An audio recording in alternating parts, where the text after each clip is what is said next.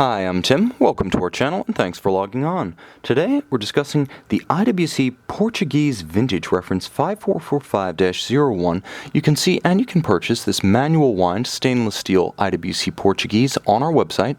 Subscribe to our YouTube channel if you enjoy these videos, and please click on the card in the upper right hand corner of the screen at any time during this video to see our full sales listing for this watch with additional accessories included in the sale, high resolution images for your desktop, and naturally complete pricing details for this IWC Portuguese Reference 5445-01. Now, the watch on my wrist debuted as part of the class of 2008, a series of vintage-inspired IWC references that paid more than lip service to the character of their inspirations, their source materials, and this one refers directly to the IWC Reference 325 Portuguese of 1939.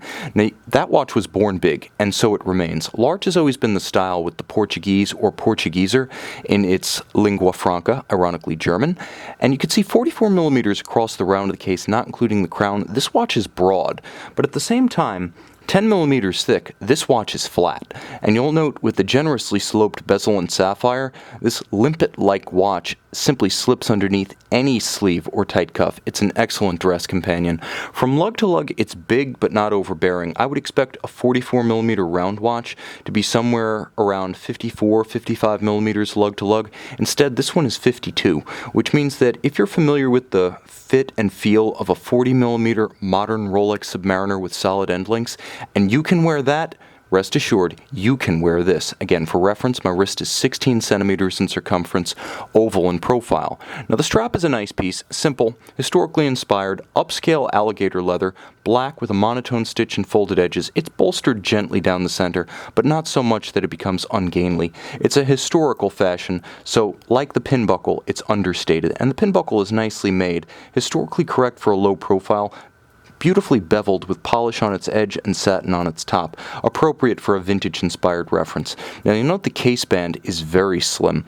The lugs beautifully drape themselves around the case and then really flow down and around the wrist. Look how the lugs turn downward almost vertically as they exit the case flank. That's why this big watch can wear well on a small wrist. There's also contrast, as you can see the polished case back, the polished lip of the bezel, polished hoods of the lugs contrast nicely with the satin or grain finish of the case band.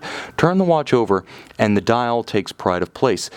Beautiful, black, rich, and deep. The Arabic numerals as well as the indices are applied, so it has a high-quality, upscale look that is not universal on historically inspired Portuguese references. I love the 75th anniversary, and here it is, but you can see it features a printed dial.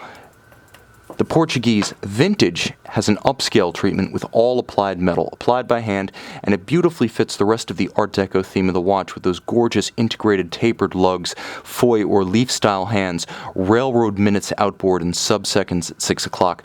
This is really perfect, about as good as it gets, and purists, take note, no date.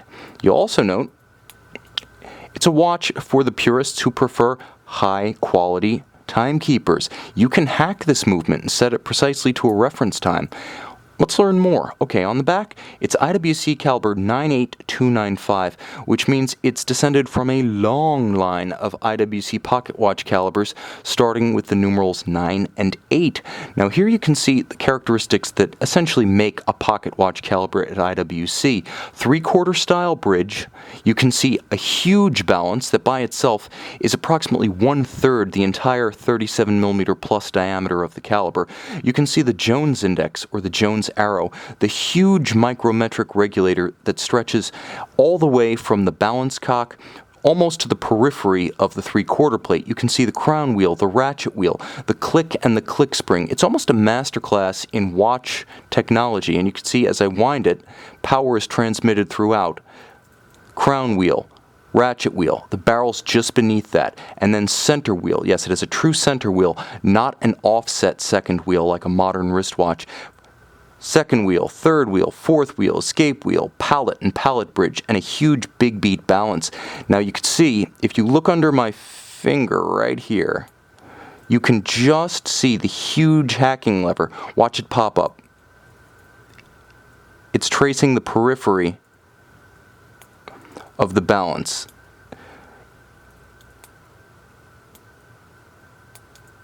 Again, it's that simple. It keeps absolutely no secrets, and it beats away at a leisurely 18,000 vibrations per hour, so 2.5 hertz.